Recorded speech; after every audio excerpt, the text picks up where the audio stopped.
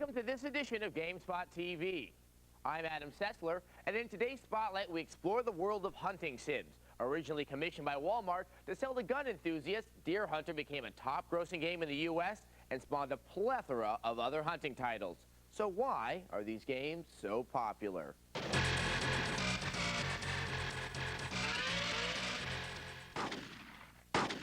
Believe it or not, PC hunting simulations are a multi-million-dollar phenomenon.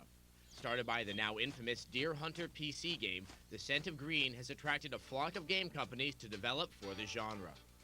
This trend has left many game editors scratching their heads in disbelief, including video games editor Ryan McDonald, who says the success of Deer Hunter is not rocket science.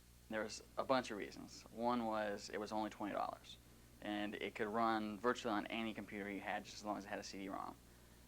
Also, they had the best retail outlet for it. They had it sitting right up there on the Walmart gun rack. It was sitting right there, and it was $20. How could you pass it up? Rated as a $65 million market and with 15 million potential buyers, game publishing giants such as Electronic Arts and Activision have packed their 4x4s to join the hunt. Oh boy, I missed that one big. Continuing with the series, Wizard Works has released Deer Hunter 3: The Legend Continues. With the new 3D facelift, cyber hunters can tackle the wild in Missouri and Utah. Players will have access to a bevy of firearms and bows, as well as decoys and hunting equipment. Activision and the hunting experts at Cabela plan to net players with Big Game Hunter 3. The series' association with Cabela gives it a leg up through Cabela's popularity and equipment catalog. Using full-motion video clips, players can hunt 11 big game animals, from bighorn sheep to black bears. Crawling from behind, Electronic Arts released their first PC hunting sim, Deer Hunt Challenge. The game giant set its game apart by offering both a simulation and somewhat of an arcade challenge mode for players looking for instant action.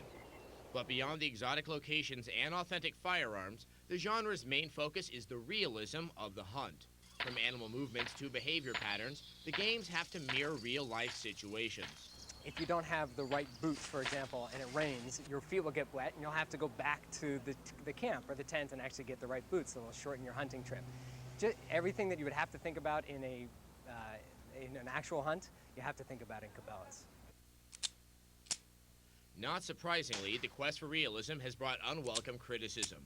Animal rights organizations such as the People for the Ethical Treatment of Animals strongly oppose hunting simulations, believing that hunting sims trivialize the reality of killing animals for sport. The game companies deny these allegations and say that the titles are not about blood and gore, but teaching hunting rules and safety. Deer Hunt Challenge and EA Sports wants to promote safe hunting techniques. And so if, for example, you are shooting at a doe, it's not in season, or at a fawn, it will fail you on that level, and there's no reward for that. There are well over millions of hunters in the United States, and that's who we cater to. And people who are anti-hunting, again, we just don't get involved in that because it's a much broader issue than just actual playing. I mean, in the end, on our game, it's a computer game. Oh boy, I missed that one big. This controversy doesn't seem to affect sales.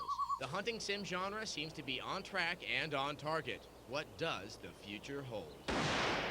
You can only go so far with hunting, but I guess you can only go so far with anything. So basically, you can get it to where it's photorealistic, and the graphics get better, and they understand how the deer behave better. And I think they'll reach a point, just like anything, I think it'll keep going until somebody stops buying it.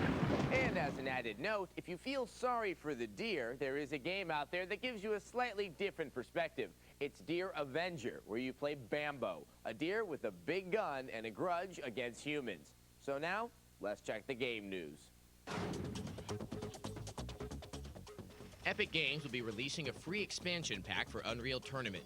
Epic programmer Brandon Green Marine Reinhardt reports that the finishing touches are being applied to the pack that includes new models, maps, and runes.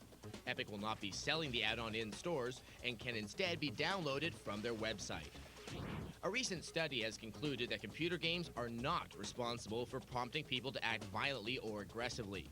The 4-year study conducted by the Australian government was commissioned to seek out the effects of video and computer games on people for censorship purposes. Through direct observation, interviews, and focus groups, researchers examined the reactions and feelings of over 1,300 Australians playing arcade games.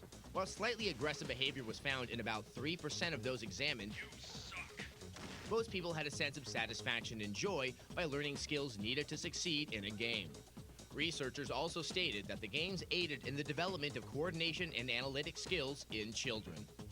If you're looking for the latest news from the gaming world, go to the Gamespot.com website. And if you'd like to see our Spotlight feature on hunting sims again, come to the Gamespot TV website, where you'll find it in real video. And while you're there, go to our message boards and tell us how you feel about the genre. Do you think it's just harmless fun, or perhaps you're a vegetarian and find the genre rather distasteful? Here's a good place for you to vent. Coming up on Gamespot TV, we review Planescape Torment, an RPG for the PC where you play a character who has had many lives, but must piece together his past in agonizing glimpses. And we go underground in our review of Urban Chaos, a third-person action shooter set in a dystopian universe full of thugs, gangbangers, and kung fu call girls.